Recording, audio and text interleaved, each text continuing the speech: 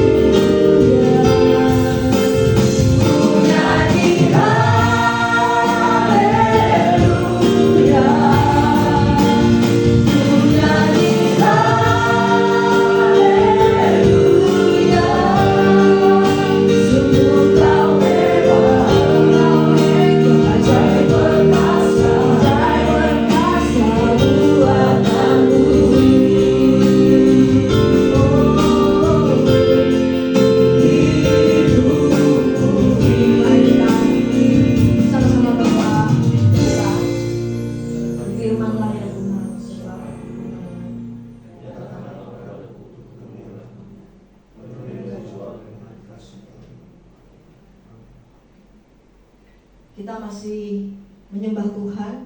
Kita mau undang Roh Kudus untuk selalu datang di hati kita. Kita mau terima jamahannya Tuhan. Kita mau biarkan Roh-Nya mengalir, memenuhi hidup kita. Nanti di akhir doa, di akhir pujian doa penyerahan, saya serahkan kepada Ibu Ina Harapan. Kita mau angkat pujian ini, kita mau minta Roh Kudus untuk datang, biar kita boleh selalu rindu untuk dipenuhi dengan kuasa.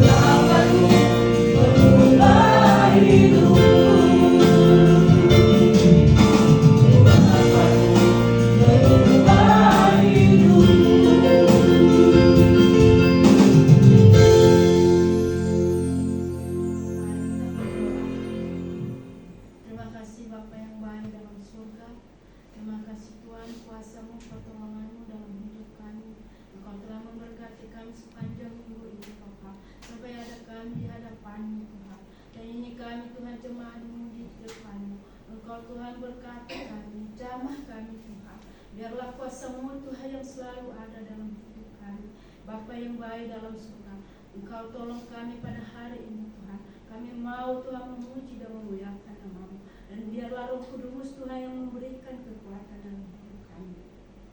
Bapa, berkati juga pelayanan pada hari ini Tuhan. Baik Tuhan WL Singer dan pemain musik dan semuanya Tuhan Kau berkati. Tuhan berikanlah kuasa-Mu bagi mereka Tuhan. Biarlah mereka melayani dengan kasih setia-Mu Bapa. Begitu juga Tuhan yang menyampaikan firman-Mu Tuhan pada hari ini. Tuhan Kau berkati Tuhan. Pak Guru Tuhan, media Tuhan. Berikan kekuatan Tuhan dalam hidupnya. Berikan Tuhan Roh Kudus Tuhan yang mengurapi dia Bapa. Biarlah Roh-Mu Tuhan yang memberikan kekuatan dalam hidupnya. Tuhan berkati kami semua Tuhan. Jemaat yang belum sampai di tempat ini Tuhan. Engkau berkati mereka Tuhan. Selamatkan mereka Tuhan. Supaya mereka Tuhan sampai dengan selamat di tempat ini. Supaya kami bisa memuji-muji nama-Mu Tuhan bersama. Haleluya Tuhan, inilah doa kami Tuhan. Hanyalah kepada-Mu kami berdoa. Haleluya, terpuji nama Bapa. Amin. Masih tetap bangkit berdiri, kita masih memuji Tuhan, kita masih mau semangat, kita mau bersiap maju, jangan lengah karena Yesus Panglima kita. Kita mau rasakan api kemuliaan yang tercurah dari surga memenuhi kita semua.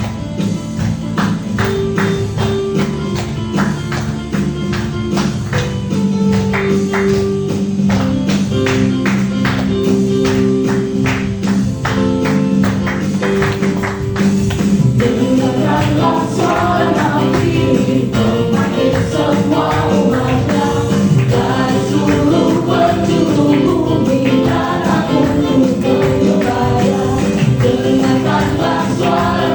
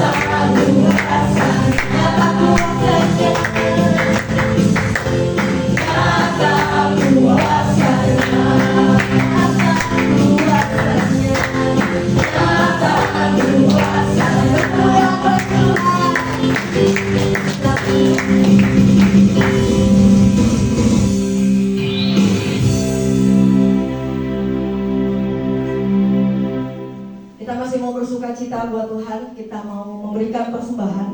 Tapi sebelumnya kita masih mau memujikan Tuhan. Di akhir lagu kami serahkan kepada Bapak Pendeta PR Harifa untuk membawa kita dalam doa persembahan. Kita mau katakan, satukan roh kami ya Tuhan. Kita mau bergandeng tangan semuanya, biar roh tercurah dari surga dan kami semua bersukacita.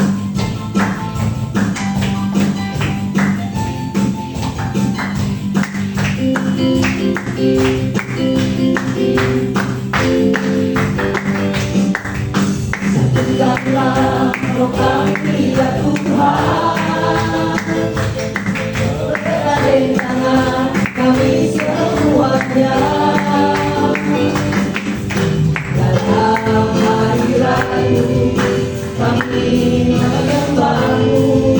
Curahkanlah roh-Mu atas kami. Katakan satukanlah roh kami ya Tuhan, bergandeng tangan kami semuanya dalam hadirat-Mu kami menyembah-Mu. Curahkanlah roh-Mu atas. Roh tercurah dari surga, roh tercurah dari surga, kami bersukacita. Roh tercurah dari surga, bangsa-bangsa bersorak. Roh tercurah dari surga, berita Tuhan dibagikan. Roh tercurah dari surga, berita Tuhan diberangkat. Semua bangsa-bangsa kan mengaku bahwa Yesus Tuhan. Roh tercurah, roh tercurah dari surga, kami bersukacita. Roh tercurah dari surga, bangsa-bangsa bersorak. Roh tercurah dari surga, berita Tuhan dibangkitkan. Roh tercurah dari surga, berita Tuhan dimenangkan. Semua bangsa-bangsa kan mengaku bahwa Yesus Tuhan. Mensyukuri segala kekuatan Tuhan dalam kehidupan kami di sepanjang kami memuji Tuhan, dan Tuhan masih memberikan kami kesempatan untuk kami bisa mengangkat suara kami, mengangkat kehidupan kami untuk menyembah dan memuliakan Tuhan. Pada saat ini kami mau memberikan persembahan. Kiranya Tuhan akan memberkati persembahan yang diberikan, dan kiranya juga Tuhan akan menjadikan persembahan ini dalam mendukung, dalam menunjang setiap pelayanan di rumah-Mu, di gereja, di tempat ini Tuhan. Kiranya persembahan yang kami berikan berkenan dan layak di hadapan Tuhan. Terpuji nama Tuhan, terpuji nama-Mu Bapa. Hingga doa kami hanya kami serahkan ke dalam tangan Tuhan yang berkuasa. Haleluya. Amin. Yang bertugas saya persilahkan. Kita masih mau memujikan pujian, di mana ketika kita yang telah ditebus, kita mau menerima kuasanya Tuhan. Ketika Roh Kudus telah dicurahkan, mari kita mau bawa Roh itu dalam setiap langkah kita. Dimanapun kita berdiri, kemanapun kita pergi, kita mau nyatakan kuasanya Tuhan. Kita mau akan pujian ini. Kami yang telah ditebus dengan darah yang kudus, mengangkat pujian bagi-Mu. Kami baik kudus-Mu sebagai bukti karya-Mu. Kami baik kudus-Mu sebagai bukti karya-Mu. Nyatakan Kau besar dan hidup. Mari kita mau berlari sampai tujuan untuk mendapatkan mahkota yang kekal. Sampai tujuan mendapatkan mahkota kekal. Kami terima kuasa-Mu Tuhan, kami terima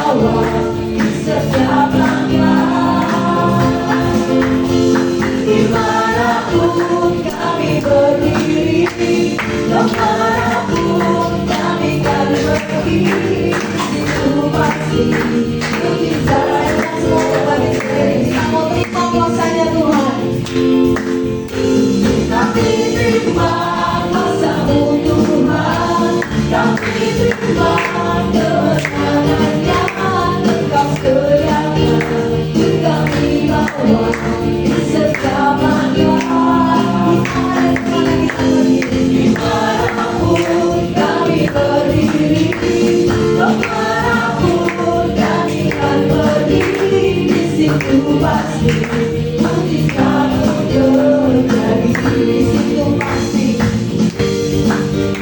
di situ pasti mujizat terjadi. Di situ pasti,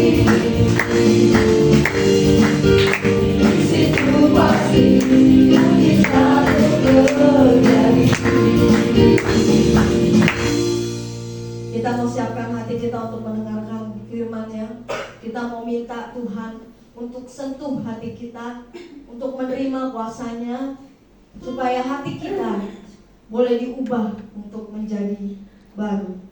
Seperti emas yang murni, mari kita mau minta Tuhan untuk membentuk hati kita. Kita mau minta Tuhan untuk mengajari kita, boleh kita semakin mengerti bagaimana kasih-Nya Tuhan yang mengalir, yang tidak pernah berhenti. Kita mau angkat pujian.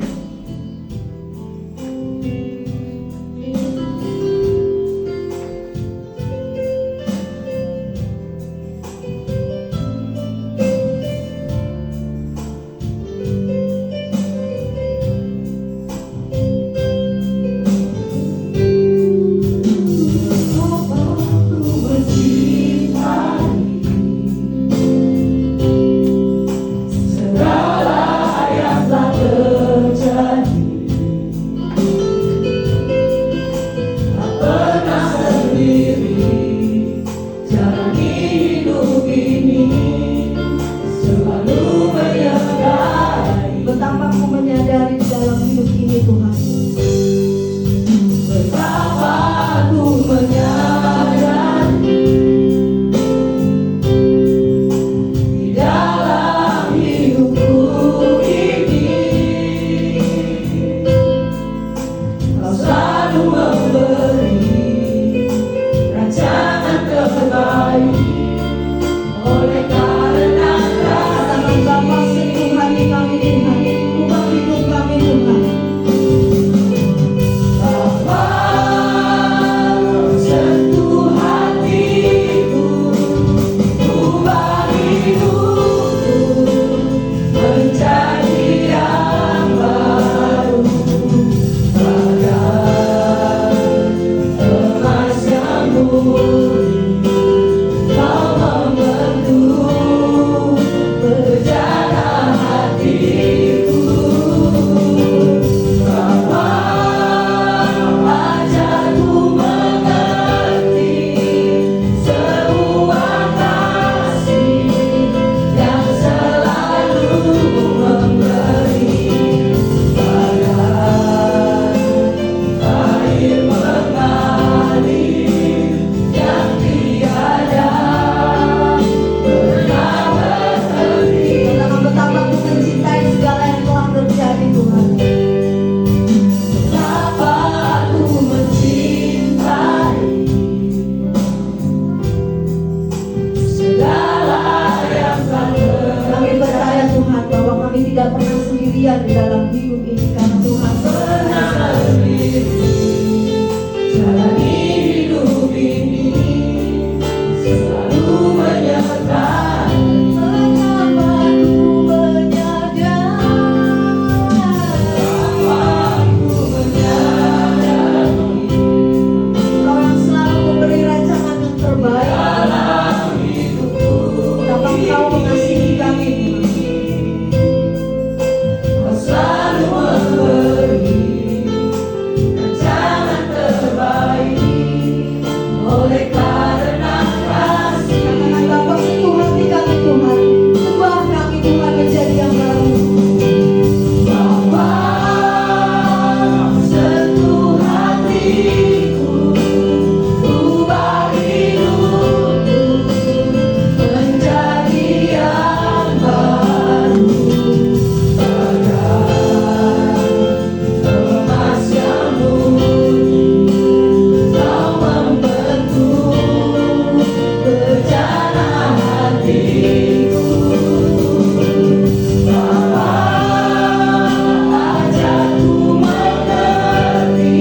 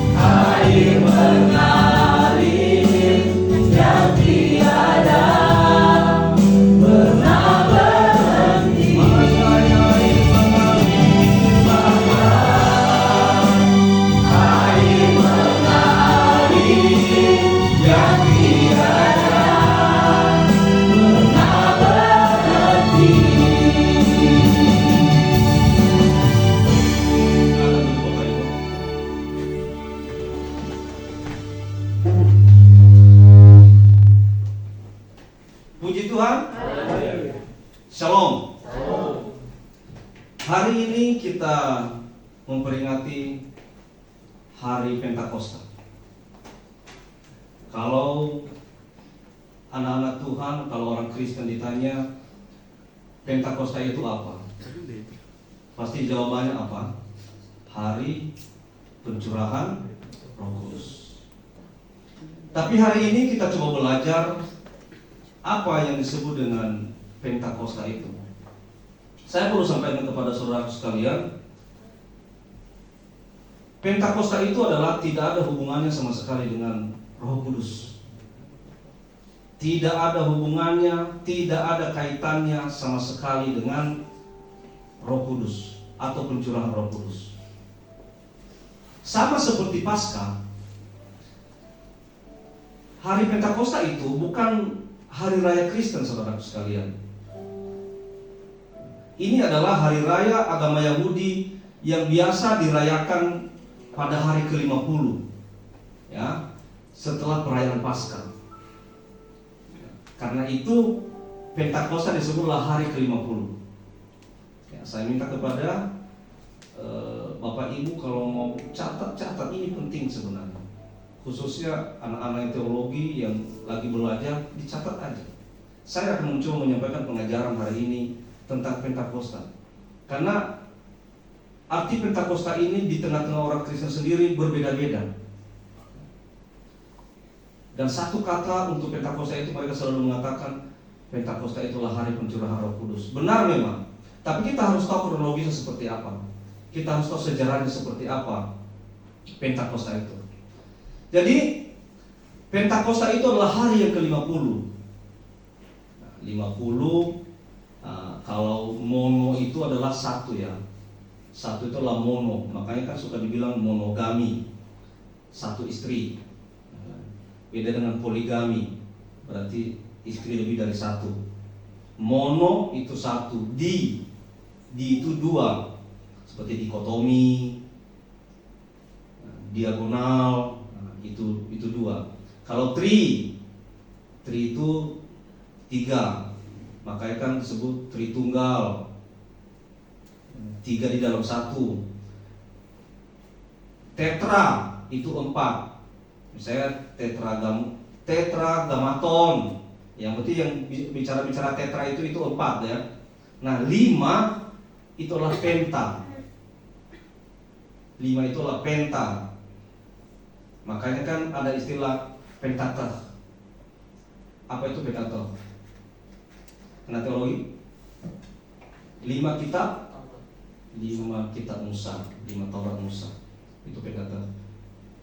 Kejadian, Keluaran, Imamat, Bilangan ulang. Pentateuch, ya, 5. Ada lagi 6, heksa, 7 hekta dan sebagainya. Nah, kita sampai ke 5 aja, penta, ya. Jadi penta itu adalah 5, kosta 10. Jadi Pentakosta adalah 50. Itu istilahnya, ya. Jadi kalau dikatakan perayaan Pentakosta, itulah perayaan hari ke-50. Jadi Pentakosta itu dirayakan pada hari ke-50 setelah Paskah. Perhatikan, ya. Nah, kita akan lanjut. Jadi antara Paskah dan Pentakosta itu ada 49 hari. Nah, mulai dari Paskah sampai ke Pentakosta ada 49 hari. Nah, 49 hari kalau dibagi per minggu itu berapa minggu? 49 dibagi per minggu berarti 7 minggu. Ya, maka perayaan Pentakosta sering disebut juga dengan perayaan hari raya 7 minggu. Ya, kita masuk. Kita baca Ulangan pasal 16 ayat 16. Ya, saudaraku sekalian, coba perhatikan. Saya mau jemaat GPI Gereja Nusata walaupun sedikit tapi semua cerdas. Haleluya. Cerdas, paham tentang kekristenan. Ya. Ulangan pasal 16 ayat 16. Demikian firman Tuhan. 3 kali setahun setiap orang laki-laki di antaramu harus menghadap hadirat Tuhan Allahmu ke tempat yang akan dipilihnya, yakni pada hari roti tidak beragi, pada hari raya 7 minggu, dan pada hari raya pondok daun. Janganlah ia menghadap hadirat Tuhan dengan tangan hampa. Jadi saudara sekalian, hari raya Pentakosta juga disebut dengan hari raya 7 minggu. Ya, perhatikan ya, hari raya 7 minggu. Jadi Bapak Ibu, hari raya Pentakosta diselenggarakan di dalam Perjanjian Lama. Itu adalah hari raya agama Yahudi. Makanya tadi saya katakan dari awal, Pentakosta ini tidak ada hubungannya dengan pencurahan Roh Kudus. Tidak ada hubungannya dengan istilah Roh Kudus. Nah, hari raya Pentakosta itu merupakan hari raya agama Yahudi. Dan ini diselenggarakan di dalam Perjanjian Lama. Apa sebenarnya makna Pentakosta ini bagi orang Yahudi? Ya, perhatikan ya. Ini arti atau tujuan perayaan Pentakosta itu bagi orang Yahudi. Yang pertama, ya, tadi malam sudah sempat disinggung di ibadah 10 malam. Apa Pentakosta itu sebenarnya? Nah, Pentakosta itu bagi agama Yahudi adalah yang pertama, itu hari raya syukur panen. Hari raya syukur panen. Nah, nanti kita baca di Ulangan pasal 16 ayat 9 sampai 10, silakan dibuka. Jadi panen itu butuh selama 7 minggu. Ya, panen itu mereka butuh selama 7 minggu. Maka di akhir panen, yaitu di hari ke-50, diadakanlah hari raya syukur panen. Sekali lagi, panen itu butuh selama 7 minggu. Nah, maka di akhir panen itu, yaitu hari ke-50, 7 minggu kan 49 hari ya. Maka di akhir panen itu, yaitu hari ke-50, mereka mengadakan hari raya syukur panen. Kita baca ya, Ulangan pasal 16 ayat 9 sampai 10. Ulangan pasal 16 ayat 9 sampai 10, demikian firman Tuhan. 7 minggu harus kau hitung. Pada waktu orang mulai menyabit gandum yang belum dituai, haruslah engkau mulai menghitung 7 minggu itu. Ayat 10, kemudian haruslah engkau merayakan hari raya 7 minggu bagi Tuhan Allahmu, sekedar persembahan sukarela yang akan kau berikan sesuai dengan berkat yang diberikan kepadamu oleh Tuhan Allah. Haruslah engkau merayakan hari raya 7 minggu. Jadi ini istilahnya hari raya syukur panen. Setelah 7 minggu, maka di akhir daripada panen itu, di hari ke-50, mereka merayakan hari raya syukur panen. Jadi bagi orang Yahudi, bagi agama Yahudi, Pentakosta itu adalah hari raya syukur panen. Itu yang pertama ya. Jadi makanya tadi saya katakan ini nggak ada hubungannya dengan pencurahan Roh Kudus. Ini nggak ada hubungannya dengan Roh Kudus. Nah, tapi memang orang Kristen sekarang apa ya? Mereka memang merayakan Pentakosta itu sebagai hari raya pencurahan Roh Kudus, sebagai hari pencurahan Roh Kudus. Memang benar. Tapi mereka tidak paham sejarahnya seperti apa. Masalahnya, bagaimana kalau mereka ketemu dengan orang-orang Yahudi? Bagaimana kalau mereka didebat dengan istilah Pentakosta dalam Perjanjian Lama yang sama sekali tidak ada hubungannya dengan Roh Kudus? Ini coba perhatikan. Jadi Pentakosta itu bagi agama Yahudi tujuan utamanya adalah pertama, satu, itu hari raya syukur panen. Jadi bukan hari raya pencurahan, bukan memperingati pencurahan Roh Kudus. Tidak ada hubungannya sama sekali dengan Roh Kudus. Itu yang pertama. Yang kedua, apa tujuan hari raya Pentakosta bagi agama Yahudi?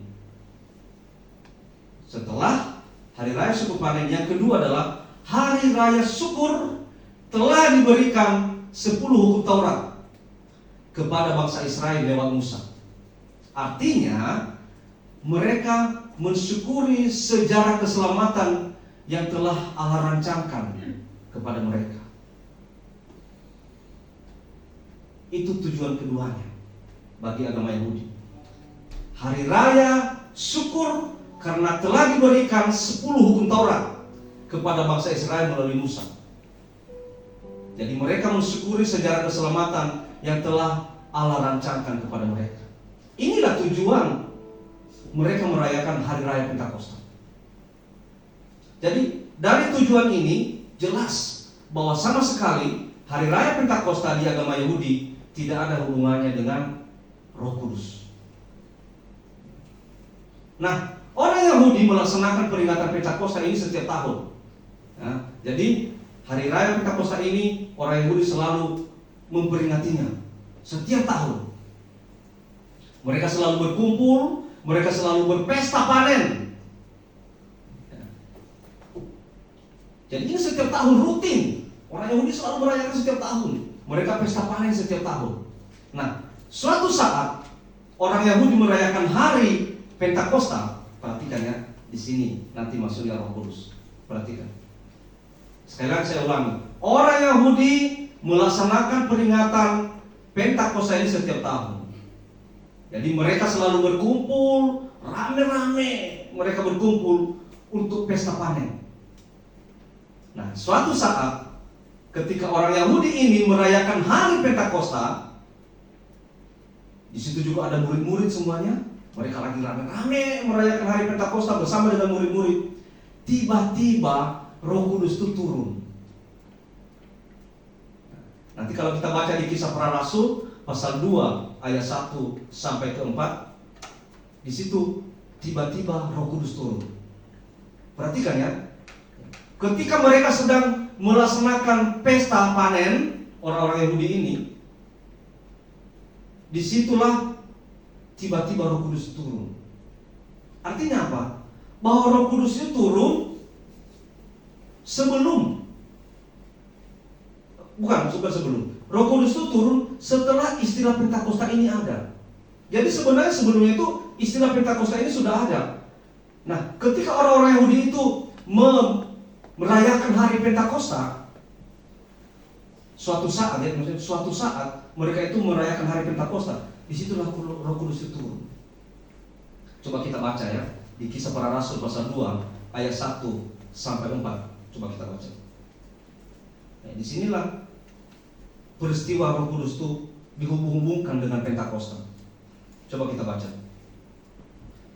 Kisah Para Rasul pasal 2 ayat 1 sampai 4, demikian firman Tuhan. Ketika tiba hari Pentakosta, artinya tiba hari Pentakosta, Pentakosta itu apa? Hari raya syukur panen.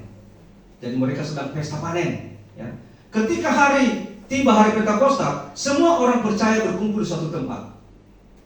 Tiba-tiba turunlah dari langit suatu bunyi seperti tiupan angin keras yang memenuhi seluruh rumah di mana mereka duduk. Dan tampaklah kepada mereka lidah-lidah seperti nyala api yang bertebaran dan hinggap pada mereka masing-masing.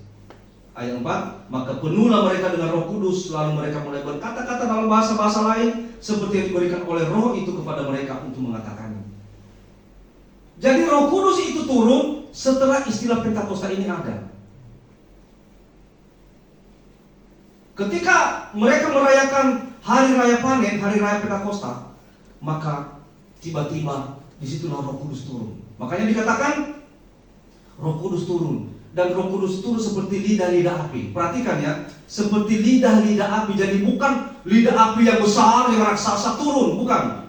Seperti lidah-lidah api kecil turun di atas kepala mereka. Ini menunjukkan apa? Ini menunjukkan bahwa Roh Kudus itu turun kepada personal, kepada masing-masing orang, bukan kepada semua orang. Ya, makanya kan pada saat itu tidak semua mereka yang berkumpul itu berbahasa lidah, enggak. Sebagian orang di suatu tempat, mereka kepenuhan Roh Kudus turun dalam bentuk lidah-lidah api kecil. Artinya kalau Roh Kudus itu turun kepada masing-masing orang di atas kepala dalam bentuk lidah-lidah api kecil. Ya. Jadi Roh Kudus itu turun kepada personal, kepada masing-masing orang, tidak kepada semua orang. Kepada siapa dia turun? Ya kepada pribadi-pribadi yang memang layak Roh Kudus itu turun. Kepada siapa dia turun? Kepada orang yang hatinya bersih. Seperti yang sudah kita bahas, sudah kita sampaikan melalui firman Tuhan dalam ibadah 10 malam. Kepada mereka-mereka yang hatinya bersih, yang hatinya lurus, yang hatinya jujur, yang hidupnya adil. Disitulah Roh Kudus itu turun. Jadi selagi engkau hidup di dalam kejahatan, selagi engkau hidup ke dalam ketidaksungguhan kepada Tuhan, hatimu tidak bersih, hatimu tidak lurus, jangan mimpi Roh Kudus itu akan turun dalam hidupmu. Makanya saya heran kalau ada gereja yang berbahasa roh. Saya heran kalau ada gereja yang berbahasa roh berjamaah dan semua berbahasa roh yang tidak jelas. Saya mau sampaikan, bagaimana dengan firman Tuhan yang mengatakan bahwa Roh Kudus itu hanya ada bagi kehidupan yang hidupnya jujur, hidupnya lurus, yang hatinya bersih. Apakah jamin semua orang yang ada di dalam gereja itu yang beribu-ribu itu semua hatinya bersih? Saya yakin tidak semua. Orang dalam gereja itu yang ratusan yang ribuan orang hatinya bersih. Pasti ada yang dalam hatinya itu mungkin sedang menggerutu, mungkin sedang ada masalah, mungkin sedang dendam sama yang lain. Apa iya Roh Kudus juga turun? Berpikir logis aja. Kita pakai logika sehat aja gitu loh saudara sekalian. Roh Kudus itu hanya turun bagi orang yang hidupnya bersih, hatinya bersih, hatinya lurus. Makanya kan dia turun dalam bentuk lidah-lidah api kecil. Kalau misalnya dia turun dalam bentuk lidah api besar raksasa, berarti kemungkinan semua orang di situ akan kepenuhan Roh Kudus. Tapi ini enggak. Dalam bentuk lidah api kecil, ya. Dalam bentuk lidah-lidah seperti nyala api yang bertebaran dan hingga pada mereka masing-masing. Hingga pada mereka masing-masing. Jadi tidak global, tidak raksasa. Sekali lagi, bahwa Roh Kudus itu turun setelah istilah Pentakosta itu ada. Makanya tadi saya katakan tidak ada hubungannya istilah Pentakosta dengan Roh Kudus, nggak ada kaitannya sama sekali. Nah, jadi bukan Roh Kudus turun pada hari itu, maka hari itu disebut Pentakosta. Tapi Pentakosta sudah ada sebelum Roh Kudus turun. Nah, pas Pentakosta itulah Roh Kudus turun. Amin. Haleluya. Bisa ngikutin ya, bisa ngikutin. Ya. Pas Pentakosta itulah Roh Kudus turun. Karena Pentakosta itu dirayakan oleh agama Yahudi setiap tahun. Ya kita nggak tahu tahun keberapa mereka merayakannya. Mungkin udah tahun ke-10, mungkin udah tahun keberapa, itu tidak ditulis dalam kita. Tapi suatu saat mereka merayakan hari Pentakosta, tiba-tiba Roh Kudus turun. Jadi sebenarnya Pentakosta itu bukan hari dicurahkannya Roh Kudus. Hanya saja pas perayaan panen orang Yahudi, Roh Kudus itu dicurahkan. Haleluya. Nah akhirnya orang Kristen mengadopsi istilah hari pencurahan Roh Kudus. Ya, mengadopsi istilah hari pencurahan Roh Kudus ini karena orang Yahudi sebenarnya tidak percaya Roh Kudus, saudara sekalian. Tapi dengan kejadian tadi, orang Kristen mengadopsi istilah orang Yahudi ini. Dia mengadopsi itu. Tapi dia membuang makna lama, yaitu hari raya panen. Dia membuang makna itu dan mengisi dengan makna baru, yaitu hari pencurahan Roh Kudus. Karena kebetulan pencurahan Roh Kudus itu bertepatan pada hari Pentakosta. Orang Kristen mengadopsi istilah orang Yahudi, tapi membuang makna lama dan mengganti dengan makna baru. Sehingga orang Kristen menganggap Pentakosta itu adalah hari dicurahkannya Roh Kudus. Sampai sekarang, menurut orang Kristen, Pentakosta adalah hari dicurahkannya Roh Kudus. Itu juga tidak salah. Jadi kalau sekarang kita mau memperingati Pentakosta itu hari dicurahkannya Roh Kudus, iya benar. Tapi kita harus tahu sejarahnya, bahwa sebenarnya Pentakosta itu sudah ada sebelum Roh Kudus turun. Istilah Pentakosta itu sudah ada. Saudara sekalian, saya tadi katakan bahwa menurut orang Yahudi bukan hari pencurahan Roh Kudus. Pentakosta itu bukan pencurahan Roh Kudus. Karena orang Yahudi itu tidak percaya namanya Roh Kudus, malah percaya Roh Kudus. Dia tidak percaya istilah Roh Kudus. Mereka malah mengatakan ketika ada tadi yang kepenuhan Roh Kudus, ya, mereka mengatakan, oh, mereka sedang mabuk anggur. Itu orang mereka sedang mabuk itu. Mereka sedang mabuk anggur itu. Mereka tidak percaya sama sekali kalau itu Roh Kudus. Jadi Kristen dengan Yahudi menggunakan istilah yang sama, tapi dengan pengertian yang berbeda. Saya sudah katakan bahwa agama keturunan Abraham itu ada 3, agama Yahudi, agama Kristen, dan agama Islam. Nah, agama Kristen dan agama Yahudi ini sebenarnya mereka punya kitab yang sama, yaitu Perjanjian Lama. Tapi menurut orang Yahudi itulah Taurat, Perjanjian Lama. Ya, jadi Yahudi dengan Kristen ini terkait dengan Pentakosta. Yahudi tidak percaya kalau itu hari pencurahan Roh Kudus. Kenapa? Karena istilah ini memang istilah mereka awalnya. Hanya saja karena ketepatan pada saat perayaan Pentakosta turunlah Roh Kudus. Dan itu diadopsilah istilah itu oleh orang-orang Kristen bahwa Pentakosta itulah hari pencurahan Roh Kudus. Nah, tidak salah. Orang Yahudi tidak salah, orang Kristen juga tidak salah. Mereka menggunakan istilah yang sama, tapi dengan makna yang berbeda. Puji Tuhan. Nah, itulah istilah daripada Pentakosta. Jadi sekali lagi saya sampaikan, kalau dengar istilah Pentakosta jangan terlalu jangan terlalu frontal bilang, oh itu kalau Pentakosta itu hari pencurahan Roh Kudus, itu istilah kami. Salah. Istilah itu awalnya dari Yahudi. Ya, saya ulang-ulangi ini biar paham. Istilah itu awalnya dari Yahudi, hanya saja pada saat perayaan hari Pentakosta, hari perayaan panen orang Yahudi, turunlah Roh Kudus. Makanya orang Kristen mengadopsi itu, berarti Pentakosta inilah hari pencurahan Roh Kudus. Itu yang pertama, saudara sekalian. Sekarang saya akan menyampaikan pemahaman kita tentang Roh Kudus. Apa itu sebenarnya Roh Kudus? Jadi kita bicara Roh Kudus, ya kadang-kadang kita kepleset ngomongnya Roh Kudus lah, ya. Tapi kalau kita paham istilah Roh Kudus itu, kita akan pasti menghargai. Dan kita tidak boleh sembrono, kita tidak boleh sembarangan dengan Roh Kudus. Hari ini saya sampaikan, apa itu yang disebut dengan Roh Kudus? Roh Kudus yang pertama, Roh Kudus itulah satu pribadi. Kenapa saya katakan satu pribadi? Karena ada juga sekte yang mengatakan bahwa Roh Kudus itu hanya suatu kekuatan. Dan bahkan juga ada gereja yang mengajarkan, ada hamba Tuhan yang mengajarkan bahwa Roh Kudus itu hanya suatu sifat. Tapi hari ini berdasarkan firman Tuhan saya akan sampaikan, Roh Kudus itulah satu pribadi. Nah, kalau kita bicara pribadi, pribadi itu menunjuk pada satu makhluk atau oknum yang punya pikiran, punya perasaan, dan punya kehendak. Itu disebut dengan pribadi. Contohnya kita manusia. Kita manusia ini, kita punya pikiran, kita punya perasaan, dan kita punya kehendak. Beda dengan misalnya pohon. Nah, pohon itu kita tidak bisa sebut sebagai pribadi. Kenapa? Karena pohon itu dia tidak punya perasaan.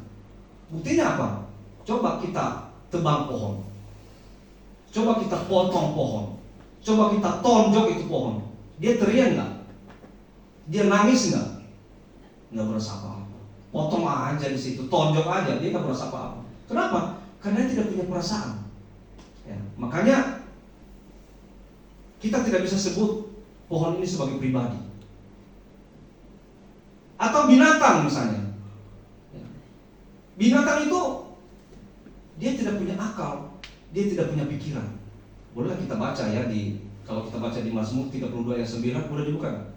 Mazmur 32 ayat 9. Ini membuktikan bahwa binatang itu tidak punya akal, tidak punya pikiran. Mazmur pasal 32 ayat 9.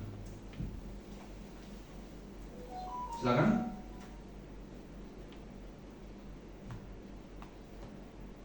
Mazmur pasal 32 ayat 9. Janganlah seperti kuda atau bagal yang tidak berakal. Kuda itu binatang bukan? Binatang. Janganlah seperti kuda atau bagal yang tidak berakal, yang kegarangannya harus dikendalikan dengan tali les dan kekang. Kalau tidak, ia tidak akan mendekati engkau. Jadi binatang itu tidak punya akal, tidak punya pikiran. Makanya binatang itu tidak bisa disebut pribadi. Yang bisa disebut pribadi adalah hanya manusia.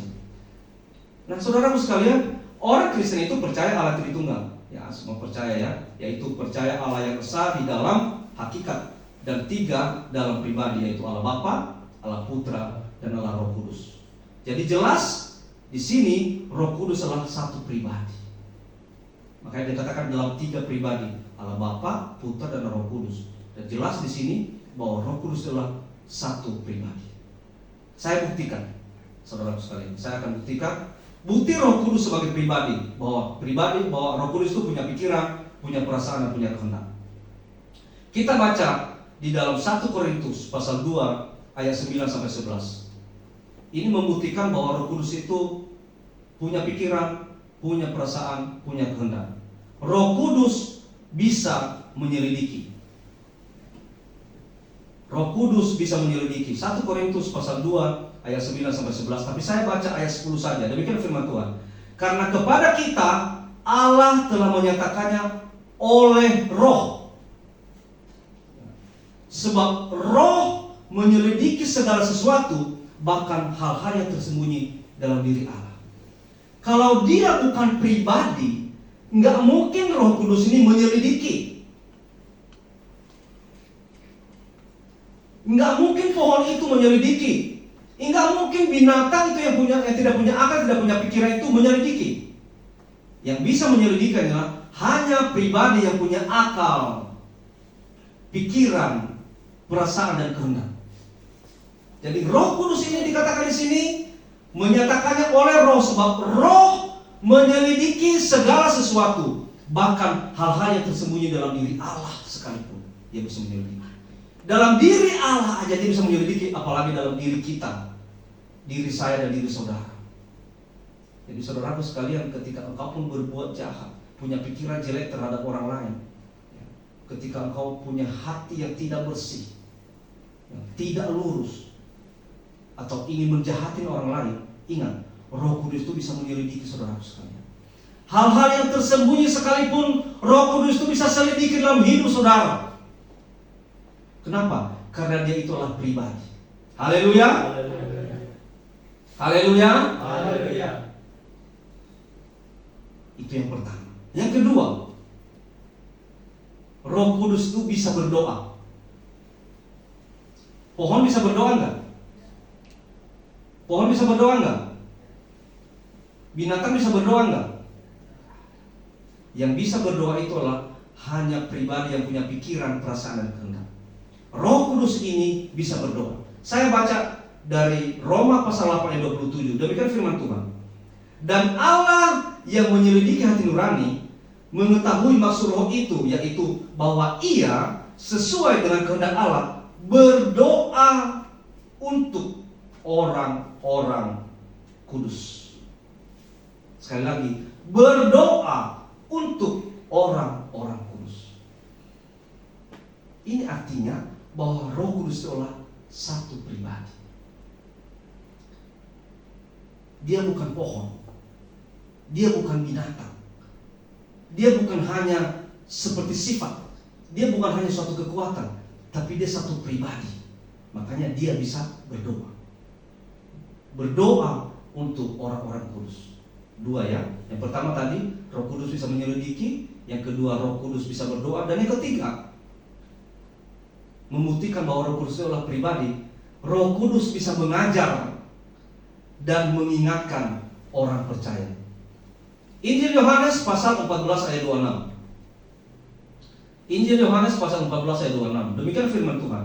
Tetapi penghibur, yaitu Roh Kudus, yang akan diutus oleh Bapa dalam namaku, dialah yang akan mengajarkan. Ya, Roh Kudus yang akan mengajarkan segala sesuatu kepadamu dan akan mengingatkan kamu akan semua yang telah kukatakan kepadamu. Jelas. Kalau dia bukan pribadi, nggak mungkin dia mengajar, nggak mungkin dia mengingatkan. Pohon tidak pernah mengingatkan kita, binatang tidak pernah mengingatkan kita. Yang mengingatkan kita adalah hanya pribadi yang punya pikiran, perasaan, dan kehendak. Roh Kudus ini menunjukkan pribadi, dibuktikan dengan dia bisa mengajar, mengingatkan orang percaya. Selanjutnya, membuktikan bahwa Roh Kudus adalah pribadi. Roh Kudus bisa memimpin. Dia bisa mendengar, berkata-kata, memberitakan. Ya, saya akan menyampaikan secara detail kepada saudara sekalian, biar saudara yakin, biar saudara menaruhkan iman bahwa Roh Kudus adalah pribadi Allah. Dia bukan hanya sifat, dia bukan hanya kekuatan, dia adalah pribadi Allah sendiri. Ini menunjukkan dialah pribadi juga. Roh Kudus bisa memimpin, mendengar, berkata-kata, memberitakan. Yohanes pasal 16 ayat 13. Yohanes pasal 16 ayat 13, demikian firman Tuhan. Tetapi apabila ia datang, yaitu Roh kebenaran, ia akan memimpin kamu. Memimpin pertama, memimpin kamu ke dalam seluruh kebenaran. Ya. Sebab ia tidak akan berkata-kata dari dirinya sendiri, tetapi segala sesuatu yang didengarnya itulah yang akan dikatakannya, dan ia akan memberitakan kepadamu hal-hal yang akan datang. Jadi dia juga memimpin, mendengar, berkata-kata, dan memberitakan. Ini menunjukkan dia pribadi. Selanjutnya saya akan percepat. Roh Kudus bisa memberikan karunia kepada orang lain. Ya, ini juga menunjukkan dia pribadi. 1 Korintus 12 ayat 11. Demikian firman Tuhan. Tetapi semuanya ini dikerjakan oleh Roh yang satu dan yang sama, yang memberikan karunia kepada tiap-tiap orang secara khusus, seperti yang dikehendakinya. Memberikan karunia. Kalau dia bukan pribadi, bagaimana dia memberikan karunia? Tidak mungkin. Ini menunjukkan Roh Kudus itu pribadi, saudara sekalian. Yang terakhir, apa buktinya bahwa Roh Kudus itu adalah pribadi? Roh Kudus juga bisa berduka. Pohon bisa berduka cita enggak? Binatang bisa berduka enggak? Yang bisa berduka itulah hanya pribadi yang punya pikiran, perasaan yang kehendak. Roh Kudus itu bisa berduka. Efesus pasal 4 ayat 30. Dan janganlah kamu mendukakan Roh Kudus Allah. Berarti Roh Kudus itu bisa berduka. Janganlah kamu mendukakan Roh Kudus Allah yang telah memateraikan kamu menjelang hari penyelamatan. Ya, Roh Kudus itu adalah pribadi, saudara sekalian. Dia juga bisa berduka. Ketika kita hidupnya tidak benar, ketika kau punya hati yang tidak bersih, tidak lurus, tidak jujur, suka nipu orang, suka bohongin orang, suka jahatin orang lain, Roh Kudus itu akan berduka. Makanya dikatakan, janganlah kamu mendukakan Roh Kudus Allah yang telah memateraikan kamu menjelang hari penyelamatan. Ya, mari saudaraku sekalian, jangan pikir Yesus sudah naik ke surga, dia tidak melihat kita lagi. Roh Kudusnya telah diutus untuk menyertai kita sampai pada akhir zaman. Dan dikatakan, janganlah engkau mendukakan Roh Kudus Allah dengan hidupmu yang tidak benar, dengan hatimu yang jahat, dengan hatimu yang tidak bersih, dengan pikiranmu yang kotor. Jangan engkau mendukakan Roh Kudus Allah. Itu ya, saya sudah tunjukkan bahwa Roh Kudus adalah pribadi. Dia bukan sifat, dia bukan suatu kekuatan, tapi dia adalah pribadi. Yang kedua, siapa itu Roh Kudus? Tadi satu pribadi, sekarang yang kedua. Siapa itu Roh Kudus? Roh Kudus itu adalah Allah sendiri. Memang kalau kita cari di dalam Alkitab itu dari Kejadian sampai Wahyu, tidak ada satupun ayat yang mengatakan bahwa Roh Kudus itu adalah Allah. Tapi kalau kita bisa melihat, membandingkan ayat satu dengan ayat yang lain, kita ambil perbandingan ayat-ayat, jelas sekali menunjukkan bahwa Roh Kudus adalah pribadi Allah sendiri. Mari kita lihat. Kita baca dari Yesaya pasal 6 ayat 8 sampai 10. Ini semua kata-kata Tuhan dan firman Tuhan. Yesaya pasal 6 ayat 8 sampai 10. Saya bacakan. Lalu aku mendengar suara Tuhan berkata, ya, Tuhan berkata, siapakah yang akan kuutus dan siapakah yang mau pergi untuk aku? Maka sahutku, ini aku, utuslah aku. Kemudian firman-Nya, pergilah dan katakanlah kepada bangsa ini, dengarlah sungguh-sungguh tetapi mengerti, jangan. Lihatlah sungguh-sungguh tetapi menanggap, jangan. Buatlah hati bangsa ini keras dan buatlah telinganya berat mendengar, dan buatlah matanya melekat tertutup, supaya jangan mereka melihat dengan matanya dan mendengar dengan telinganya dan mengerti dengan hatinya, lalu berbalik dan menjadi sembuh. Ini yang berkata inilah Tuhan. Ya. Kata-kata kata-katanya semua sama. Ini yang berkata ini adalah Tuhan. Nah sekarang coba kita lihat di Kisah Para Rasul pasal 28 ayat 25 sampai 27. 25 sampai 27. Demikian firman Tuhan, maka bubarlah pertemuan itu dengan tidak ada kesesuaian di antara mereka. Tetapi Paulus masih mengatakan perkataan yang satu ini. Tepatlah firman yang disampaikan oleh Roh Kudus. Ya, apa yang dikatakan oleh Roh Kudus ini sama dengan yang dikatakan oleh Tuhan tadi. Coba. Yang disampaikan Roh Kudus kepada nenek moyang kita dengan perantaraan Nabi Yesaya, pergilah kepada bangsa ini dan katakanlah, kamu akan mendengar dan mendengar, namun tidak mengerti, seperti kata-kata yang tadi. Jadi tadi yang mengatakan siapa? Tuhan. Sekarang yang mengatakan siapa? Roh Kudus. Berarti Tuhan dengan Roh Kudus itu sama. Perkataan mereka sama. Tidak bisa dibantah lagi. Ini tidak bisa dibantah, saudaraku sekalian. Apa yang dikatakan oleh Tuhan persis sama dengan apa yang dikatakan oleh Roh Kudus. Berarti Tuhan dengan Roh Kudus adalah sama. Ini tidak bisa kita bantah. Ya. Ini yang pertama. Yang kedua, apa yang membuktikan bahwa Roh Kudus adalah Allah pribadi? Kita baca dari Ibrani pasal 10 ayat 15 sampai 17. Di sini Roh Kudus bersaksi dan berfirman. Saya baca, dan tentang hal itu Roh Kudus juga memberi kesaksian kepada kita. Roh Kudus memberi kesaksian kepada kita. Sebab setelah ia berfirman, inilah perjanjian yang akan kuadakan dengan mereka sesudah waktu itu. Ia berfirman pula, aku akan menaruh hukumku di dalam hati mereka dan menuliskannya di dalam akal budi mereka, dan aku tidak lagi mengingat dosa-dosa dan kesalahan mereka. Yang mengatakan ini siapa? Roh Kudus. Coba kita lihat di Yeremia pasal 31 ayat 33 sampai 34. Di sini Tuhan berfirman, tapi istilahnya sama, kata-katanya sama. Saya sampaikan begini. Tetapi beginilah perjanjian yang kuadakan dengan kaum Israel sesudah waktu itu, demikian firman Tuhan. Berarti Tuhan yang berkata, aku akan menaruh Tauratku. Nah, tadi dikatakan di sini, aku akan menaruh hukumku. Di sini katakan, aku akan menaruh Tauratku dalam hati mereka dan menuliskannya dalam hati mereka. Maka aku akan menjadi Allah mereka dan mereka akan menjadi umatku. Dan tidak usah lagi orang mengajar sesamanya atau mengajar saudaranya dengan mengatakan, kenallah Tuhan, sebab mereka semua besar kecil akan mengenal aku. Demikianlah firman Tuhan, sebab aku akan mengampuni kesalahan mereka dan tidak lagi mengingat dosa mereka. Saudaraku, apa yang dikatakan oleh Roh Kudus dengan dikatakan oleh Tuhan sama. Tidak mungkin firman itu dua. Firman itu hanya keluar dari sumber yang satu. Ya, kalau itu keluar dari Tuhan, lalu keluar lagi dari Roh, berarti Tuhan dengan Roh itu sama, saudaraku sekalian. Tidak mungkin sumbernya itu dua. Lalu bukti seterusnya. Bukti selanjutnya apa? Ibrani pasal 10 ayat 15 tadi yang baru kita baca. Roh Kudus mengampuni dosa. Dikatakan Roh Kudus itu mengampuni dosa, yaitu tidak mengingat-ingat kesalahan. Jadi yang bisa mengampuni dosa itu siapa? Yang bisa mengampuni dosa itu siapa? Hanya Tuhan. Tidak ada satupun yang bisa mengampuni dosa selain daripada Tuhan. Dan dikatakan sini, Roh Kudus mengampuni dosa, yaitu tidak mengingat-ingat lagi kesalahan. Kalau tidak mengingat-ingat lagi kesalahan, berarti dia sudah mengampuni. Orang bersalah kepada saya, orang telah menyakiti hati saya, lalu saya bilang, udah, saya tidak mau mengingat-ingat lagi. Artinya, saya mengampuni dia.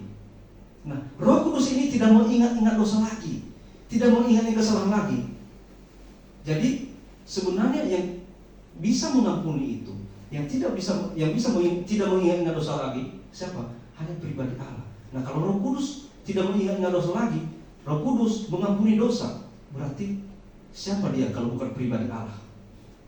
Dia pasti pribadi Allah. Jadi hanya Allah yang bisa mengampuni dosa. Berarti Allah dengan Roh Kudus sama. Selesai. Tidak ada yang bisa dibantah. Lalu Roma pasal 8 ayat 11. Di sini juga dikatakan Roh Kudus membangkitkan orang mati. Saya baca Roma 8:11. Dan jika Roh Dia yang telah membangkitkan Yesus dari antara orang mati diam di dalam kamu, maka Ia yang telah membangkitkan Kristus Yesus dari antara orang mati akan menghidupkan juga tubuhmu yang fana itu oleh Roh-Nya yang diam di dalam kami. Di sini Roh Kudus membangkitkan orang mati. Yang bisa membangkitkan orang mati siapa? Hanya Tuhan. Nggak ada yang lain yang bisa membangkitkan orang mati. Di sini Roh Kudus membangkitkan orang mati, sementara hanya Allah yang bisa membangkitkan orang mati. Berarti Allah dengan Roh Kudus itu sama. Intinya di sini apa? Roh Kudus dan Allah itu sama sebenarnya. Jadi kalau kita percaya dengan Allah Tritunggal, Allah Bapa, Putra dan Roh Kudus, jangan menganggap itu hanya doktrin gereja saja. Jangan menganggap itu hanya kesepakatan bapak-bapak gereja Allah Tritunggal. Sampai sekarang itu dipermasalahkan, dan bahkan itu dijadikan jadi guyon sekarang oleh orang-orang di luar sana. Katakan, oh sampai sekarang istilah Tritunggal masih sengketa, belum jelas siapa Tuhannya. Kita nggak tahu Tuhannya itu siapa, Bapa kah, Putra kah, Yesus kah, atau Roh Kudus kah. Walaupun udah berkali-kali dijelaskan, kita itu tidak bicara jumlah Allah, kita itu bicara bagian-bagian dalam diri Allah itu. Allah kita itu esa, saudara, satu. Allah kita bukan tiga, Allah kita cuma satu. Itu Allah Israel, itu Allah kita. Tapi bagian-bagian di dalam Allah itu ada tiga: Bapa, Putra, Roh Kudus. Itu bagian-bagiannya. Jadi jangan sampai, makanya saya lihat juga banyak orang-orang Kristen yang murtad, banyak orang-orang Kristen yang meninggalkan Yesus gara-gara itu. Ya, karena mereka melihat banyak orang Kristen yang meninggalkan Kristen gara-gara itu, ya itu semakin mereka goreng. Ya, makanya saya terpanggil sekali untuk gereja kita di sini. Saya terpanggil sekali mengajarkan pengajaran tentang kekristenan. Saya sudah beberapa kali sampaikan, udah berhentilah menyampaikan firman yang hanya berkat-berkat. Udah, itu udah zaman dulu itu. Berhenti menyampaikan firman-firman itu.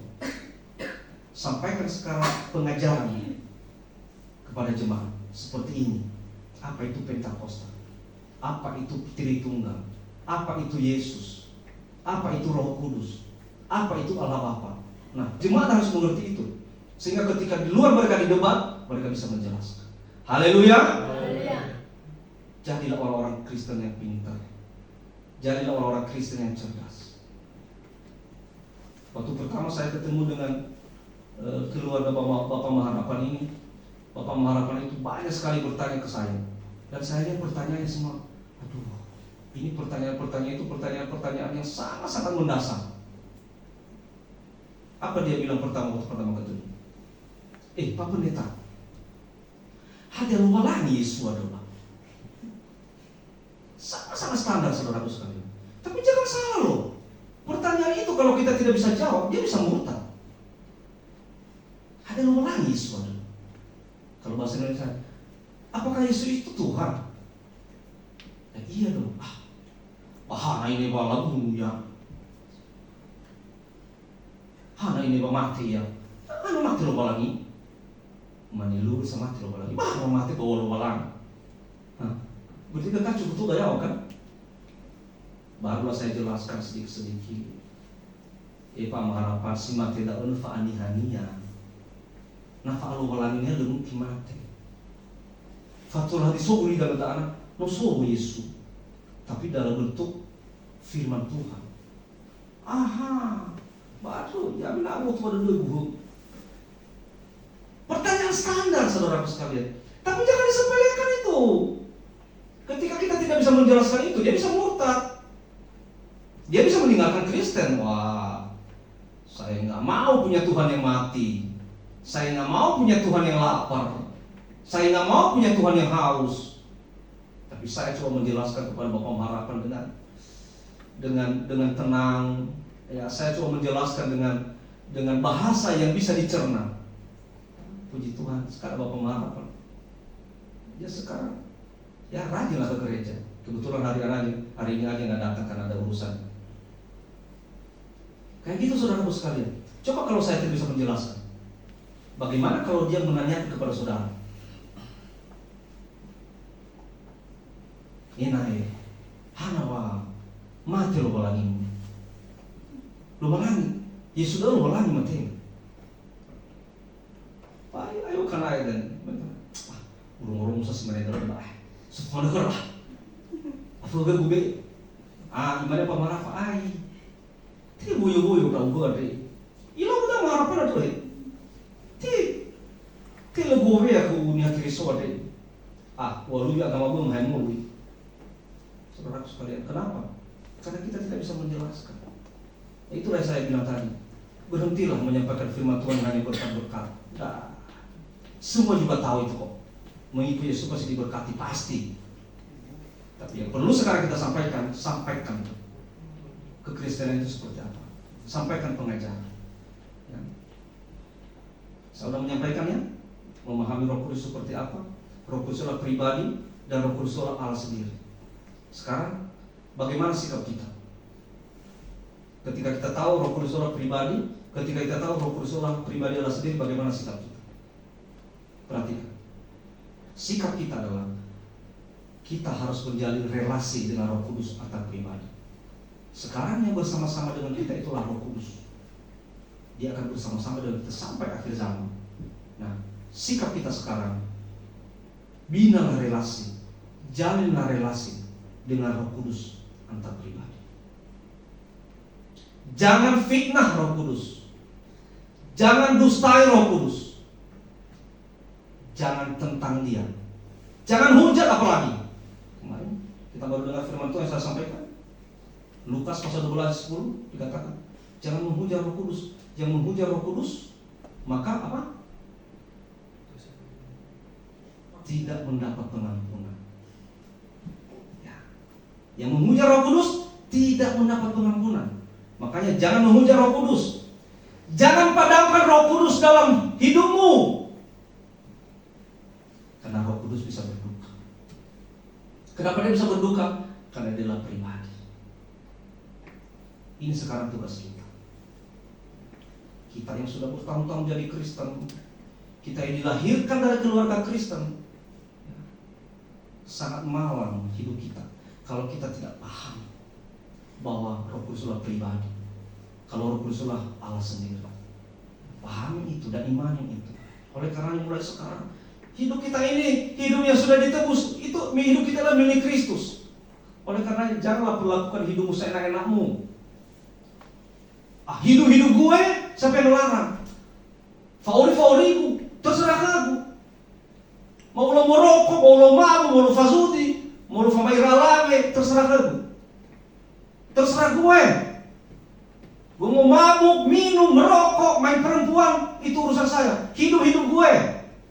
Dia nggak sadar bahwa hidupnya itulah milik Kristus yang sudah ditebus lewat kematiannya di kayu salib.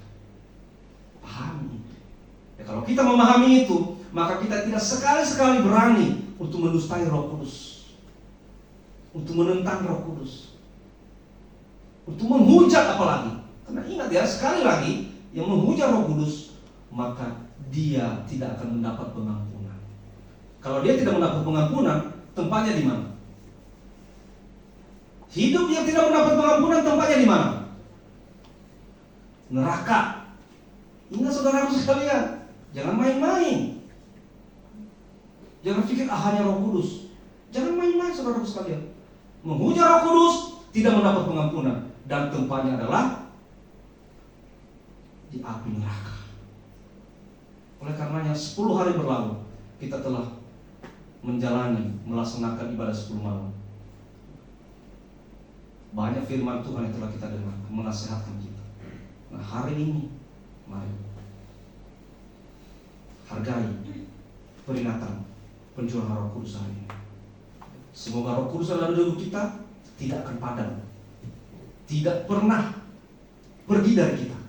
Roh Kudus tetap ada dalam hidup kita, yang membimbing kita sampai pada akhir zaman. Puji Tuhan, haleluya. Tuhan Yesus memberkati. Mari Bapak Ibu sekalian, kita angkat pujian buat Tuhan.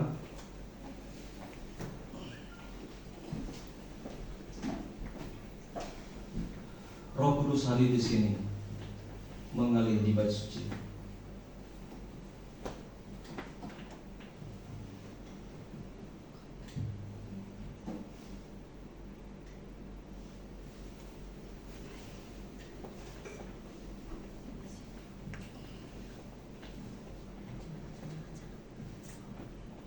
Mari Bapak Ibu sekalian, renungkan firman Tuhan yang baru saja kita dengarkan hari ini. Jangan sampai engkau melupakan Roh Kudus yang ada dalam hidupmu. Hargailah karya-karyanya. Dan ingat, tidak ada satupun yang tersembunyi di matamu. Roh Kudus yang menyelidiki hidup kita. Apapun yang kita perbuat, apapun yang kita lakukan, benar atau tidak benar, baik atau jahat, tidak ada pun satupun yang tersembunyi. Karena Roh Kudus telah menyelidiki hidup kita.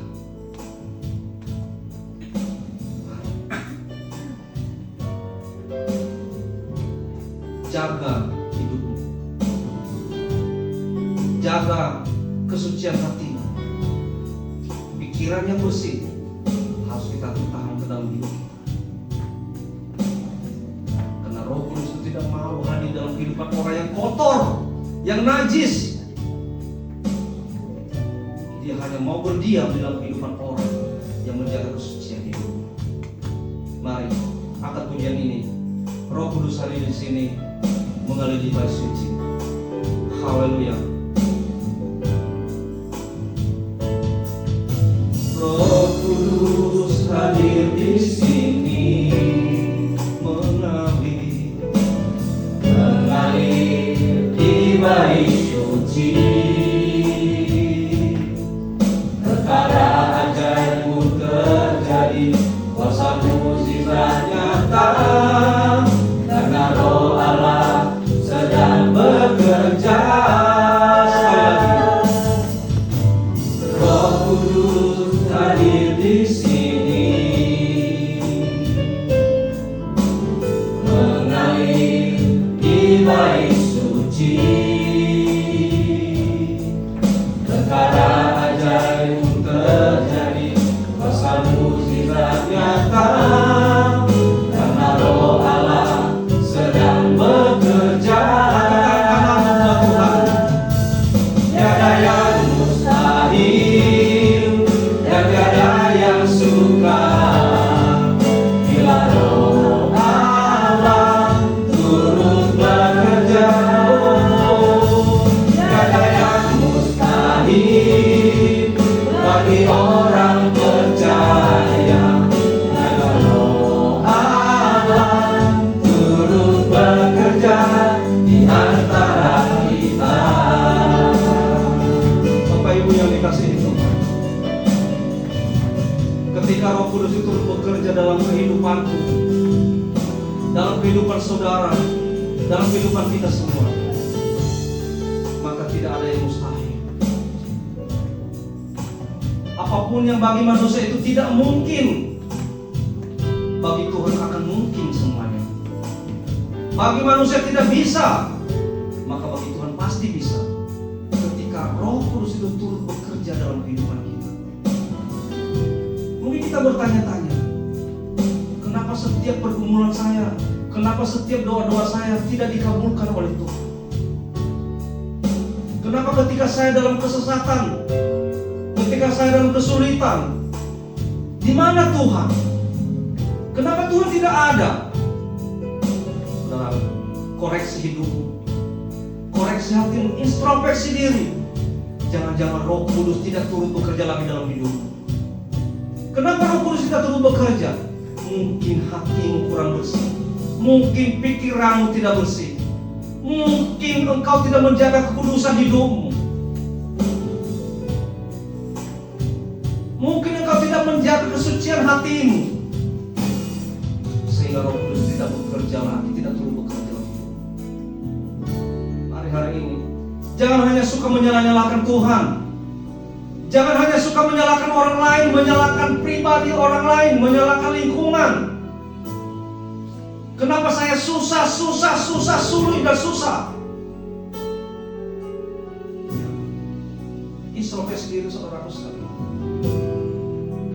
Barangkali Roh Kudus tidak berkenan lagi dalam hidup kita, karena kita tidak bisa menjaga kekudusan hidup kita. Hati kita penuh dengan kejahatan, sehingga Roh Kudus itu pergi. Hari ini Kalau engkau masih memiliki sifat dan hati seperti itu, bertobatlah hari ini. Setelah keluar dari tempat ini, milikilah kehidupan yang baru, hati yang baru, pikiran yang baru. Biarlah Roh Kudus itu bekerja dalam kehidupanmu. Dan apapun yang engkau minta, engkau pergumulkan, engkau mohonkan kepada Tuhan, Tuhan akan kabulkan. Karena janji Tuhan mengatakan bahwa bagi Tuhan tidak ada yang mustahil. Ketika Roh Allah itu turut bekerja dalam kehidupan kita. Mari, saudara kita sempat berdiri. Kita akan menyanyi sekali lagi. Dan untuk nanti doa saya minta Bapak Pendeta PRH untuk berdoa bagi kita. Haleluya. Hadir di sini mengalir di bait suci, perkara ajaib terjadi, kuasa mukjizat nyata, karena Roh Allah sedang bekerja. Roh Kudus hadir di sini, katakan mengalir di bait suci, perkara ajaib terjadi, kuasa mukjizat nyata, karena Roh Allah sedang bekerja. Tiada yang mustahil, tiada yang sukar, bila Roh Allah turut bekerja. Tiada yang mustahil bagi orang percaya, bila Roh Allah turut bekerja. Tiada yang mustahil dan tiada yang sukar, bila Roh Allah turut bekerja. Tiada yang mustahil bagi orang percaya, karena Roh Allah turut bekerja di antara kita. Kami sungguh bersyukur Tuhan untuk segala kemurahan kasih-Mu dalam kehidupan kami, atas pertolongan dan kebaikan-Mu dalam setiap hidup kami pada hari ini. Pada hari ini Tuhan Yesus, kami diberikan kesempatan oleh Tuhan untuk memperingati hari ke-50, hari Pentakosta atau hari pencurahan Roh Kudus di Yerusalem bersama dengan murid-murid Tuhan Yesus. Terima kasih Tuhan untuk kesempatan ini. Sepanjang 10 malam terakhir kami telah beribadah dan hari ini kami memperingatinya Tuhan. Dan kiranya Tuhan akan terus memperkenankan hidup kami tetap ada di dalam anugerah Tuhan.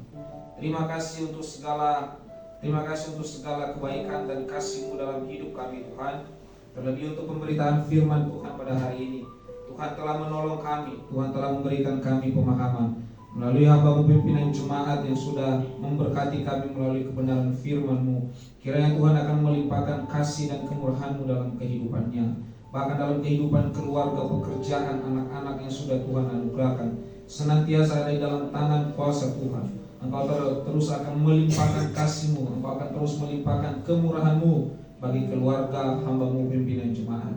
Terima kasih Tuhan Yesus, terima kasih bahkan kami hari ini yang sudah hadir untuk beribadah, untuk bersama-sama memperingati hari Pentakosta. Kiranya Tuhan akan terus menolong kehidupan kami. Ada begitu banyak hal yang mungkin saja kami pergumulkan dalam kehidupan kami ini Tuhan.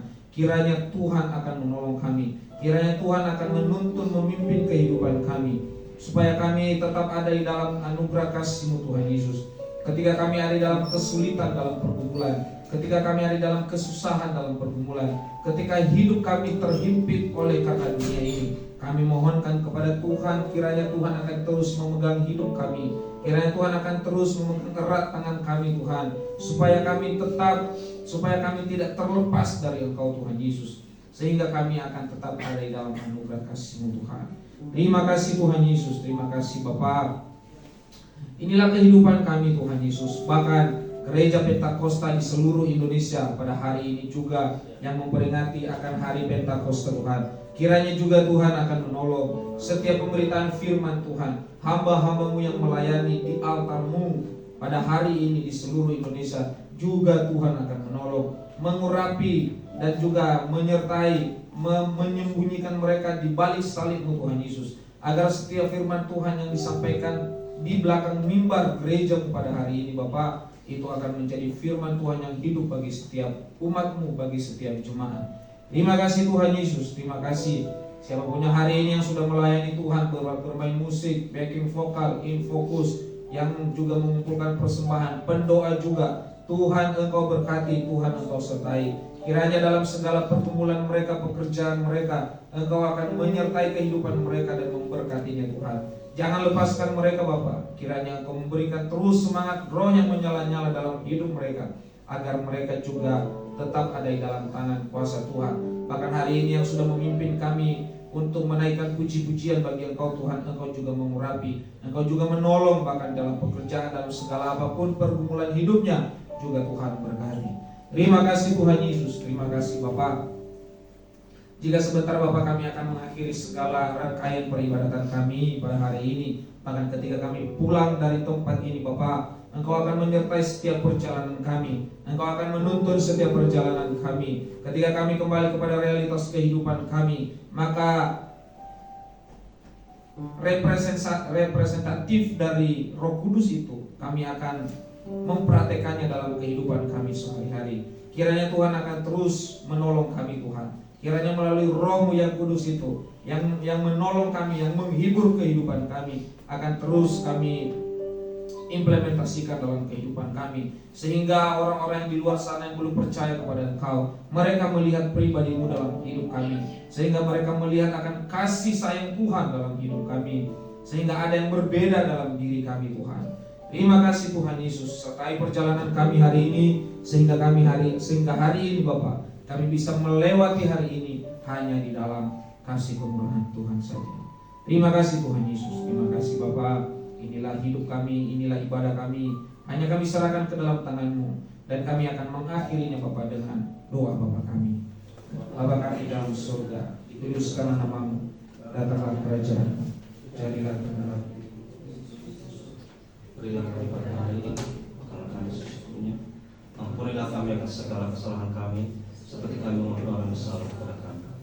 Janganlah membawa kami ke dalam pencobaan, tetapi lepaskanlah kami dari yang jahat. Karena Engkau yang mempunyai kerajaan dan kuasa dan kemuliaan sampai selama-lamanya. Haleluya. Mari kita terima berkat Tuhan. Anugerah dari Tuhan kita Yesus Kristus, kasih dari Allah Bapa, dan persekutuan Roh Kudus menyertai Bapak Ibu Saudara sekalian hari ini kekal sampai selama-lamanya. Haleluya. Katakan sama-sama amin. Silakan dulu Bapak Ibu. Kita akan angkat pujian buat Tuhan. Pujian ini adalah pujian bahasa Nias, karena di sini ada orang-orang tua kita yang agak kurang paham dengan bahasa Indonesia. Kita coba nyanyikan pujian ini dalam bahasa Nias. Hari tema di besok Yesus. Tepuk tangan buat Tuhan, tepuk tangan kencang Tuhan.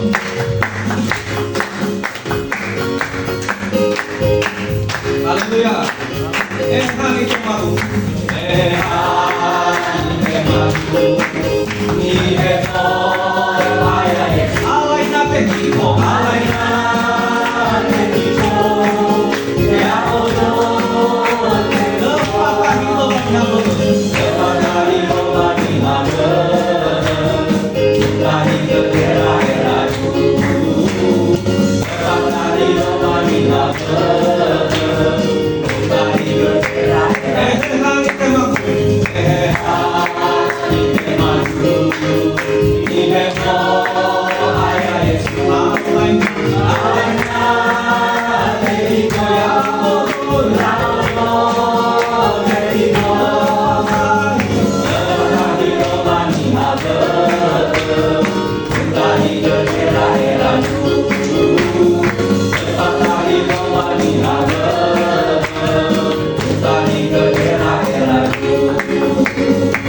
Puji Tuhan. Bapak Ibu, habis ini jangan ada yang pulang. Kita ada perjamuan kasih. Ya, kita ada perjamuan kasih. Ya, tolong mama bola. ya, perjamuan kasih. Tadinya sih rencana itu kita makan di lantai 2 ya. Tapi saya berpikir gimana kalau kita makan di sini aja. Kita gelar tikar biar kita rame-rame lah. Jadi habis ini, hari ini nggak usah ada latihan dulu ya. Nggak ada pemain musik kan? Oh iya, hari ini ada pemain musik.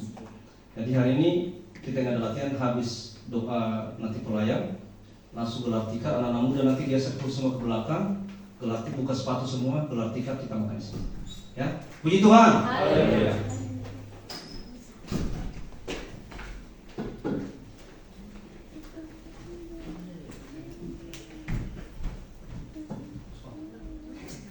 Nanti umumin hari Minggu KKR.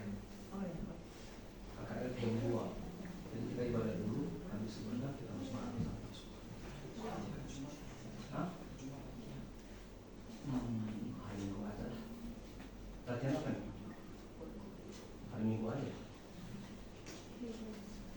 Oke baik, terima kasih hambanya yang sudah menyampaikan firman Tuhan bagi kita pada pagi hari ini, memberikan pengajaran bagi kita untuk lebih lagi mengenal. Jadi jangan sampai kita sebagai orang Kristen, pengikut Kristus, kita nggak ngerti sama istilah-istilah kita sendiri gitu ya. Jadi ketika ada orang nanya, kalian ini apa sih? Nggak tahu juga ya, nggak bisa jawab gitu. Jadi dengan adanya firman Tuhan yang mengajarkan kita untuk lebih lagi kita semakin mengenal siapa Tuhan kita lebih mengenal dengan ibarat kata agama kita tuh apa sih gitu. Jadi ketika orang lain ini kita boleh semakin bisa menjelaskan, karena tidak dipungkiri bahwa dengan media sosial yang saat ini tengah booming gitu ya. Jadi banyak juga akun-akun yang juga memberitakan firman melalui caranya mereka. Nah, kita lagi disorot banget nih sama orang-orang di luar sana, sehingga mereka juga kadang nontonin tuh video-video tentang kekristenan itu. Kalau mereka nggak ngerti dan mereka tahu kita adalah Kristen, kadang-kadang mereka nanya. Jadi jangan sampai ketika mereka nanya kita nggak tahu, gitu ya. Seperti itu. Makanya terima kasih sekali, bersyukur sekali kita ada di lingkungan, kita ada di gereja yang memfasilitasi kita, memberikan pengajaran sehingga kita boleh semakin bertumbuh. Dari pengajaran itu semakin bertumbuh iman kita kepada Tuhan kita Yesus Kristus gitu ya. Kita sudah tiba pada minggu yang terakhir di minggu depan, minggu terakhir di bulan Mei, tanggal 26 Mei 2023 ya, minggu terakhir di bulan Mei. Worship leader akan dilayani oleh Bapak Guru BGA, lalu singer dilayani oleh Saudara Joy dan Saudara Ray, lalu usher dilayani oleh keluarga pimpinan jemaat, Infokus dilayani oleh Devan, lalu kolektannya dilayani oleh Niel, firman Tuhan akan dilayani Bapak Pendeta PR Harefa, lalu musik dilayani oleh Saudara Dedi, doa persembahan oleh saya sendiri, lalu doa penyerahan oleh Saudara Dasman. Lalu kita adalah testimoni Sunday, jadi silakan di minggu depan kita memberikan kesaksian kita, entah yang mau nyanyi, mau pujian, atau sambil main musik atau apa terserah. Kita bisa memberikan bagian kita untuk menyenangkan hati Tuhan dengan bersaksi melalui apa yang kita bisa, itu ya. Lalu seperti tadi juga sudah diumumkan, menutup rangkaian ibadah kita di 10 malam dan di hari Pentakosta pada hari ini kita mau mengadakan perjamuan kasih. Kita sama-sama bersyukur, kita sama-sama menikmati hidangan, kita sama-sama ya kan, kalau tadi dibilangnya hari raya pondok daun gitu ya. Jadi kita sama-sama ibaratnya panen gitu kan, udah sama-sama panen, kita sama-sama makan jadinya gitu, kurang lebih seperti itu. Nah, kita sama-sama mau merasakan jamuan di tempat ini sama-sama untuk bondingnya lebih sama-sama lagi nih, satu dengan yang lain semakin erat, saudara seiman di tempat ini gitu ya. Lalu juga sudah diberitahukan bahwa minggu depan tanggal 26 Mei kita diundang untuk KKR sektor 8 ya, sektor 8, tempatnya di Lipo Cikarang jam 2 siang. Makanya kita dari kemarin latihan nyanyi karena kita memberikan pujian. Kita memberikan pujian di sana di KKR itu. Jadi kita memberikan yang terbaik lah. Cuman hari ini kita nggak latihan dulu karena kebetulan pemain musiknya juga sedang berhalangan hadir dan kita juga mau menikmati jamuan kasih. Jadi minggu depan ibadahnya jam 2. Jadi selesai ibadah minggu depan kita masih sempat untuk latihan lagi, gitu ya. Lalu ibadah tengah minggu di hari Jumat ada ya, hari Jumat ibadah tengah minggu di hari Jumat jam 7:30 malam di tempat ini. Lalu ibadah youth hari Sabtu jam 7 malam di tempat ini. Juga silakan bagi teman-teman youth untuk hadir sama-sama untuk kembali lagi. Kan kemarin kan 2 minggu kemarin kita lagi libur karena 10 hari doa malam itu. Jadi minggu besok youth kembali lagi, ibadah lagi sama-sama untuk beribadah lagi, sama-sama ajak teman-temannya, ajak saudara-saudaranya, kita sama-sama untuk memuji Tuhan. Lalu latihan hari Sabtu silakan ditentukan jamnya. Juga jangan lupa lagunya untuk di-share maksimal hari Kamis. Ya, maksimal hari Kamis 2 hari sebelum pelaksanaan latihan. Jadi jangan lupa lagunya di-share dan dipelajari supaya kita sama-sama menikmati hadiratnya Tuhan melalui pujian-pujian kita. Gitu ya. Terima kasih yang sudah melayani hari ini dari pemain musik, singer, WL, Aser yang di belakang juga, lalu LCD, kolektor dan semua yang terlibat pada hari ini. Kiranya itu adalah kesempatan dan anugerah yang Tuhan berikan. Kiranya Tuhan semakin memberkati, gitu ya. Ada lagi tambahannya?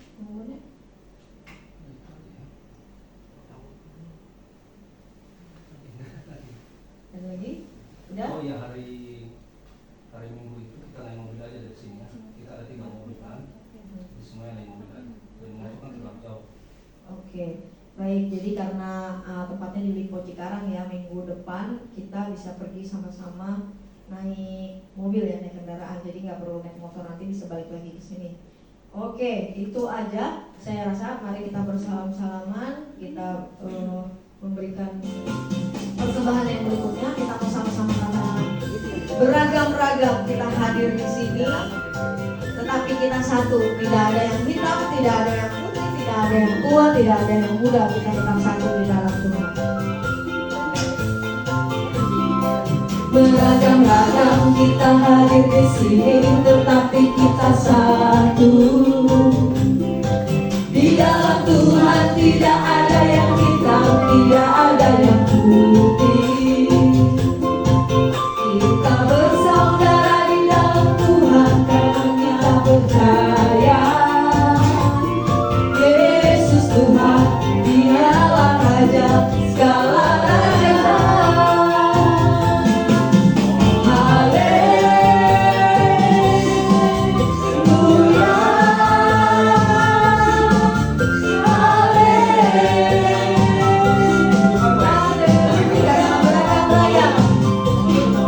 Beragam-ragam kita hadir di sini, tetapi kita satu. Di dalam Tuhan tidak ada yang hitam, tidak ada yang muda. Kita bersaudara di dalam Tuhan karena kita percaya Yesus Tuhan, Dialah Raja segala raja.